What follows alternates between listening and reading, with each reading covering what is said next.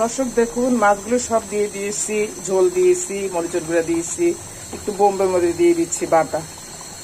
এটা রান্নাটাকে টেস্ট করবে, সুঘ্রাণ করবে।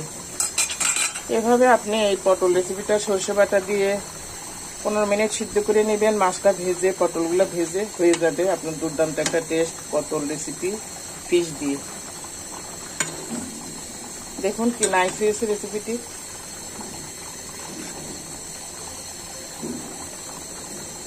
ইচ্ছে হলে এমন করে আমার মতো করে কখনো সর্ষে বাটা দিয়ে পটল তৈরি করে খাবেন।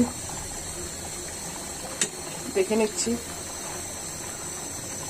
অনেক টেস্ট হয়েছে, মানে আপনার মাংস তরকারিকে হার মানাবে। আবার বোম্বে মরিচ দিয়েছি সাথে, আলাদা একটা সেন্ট হয়ে গিয়েছে।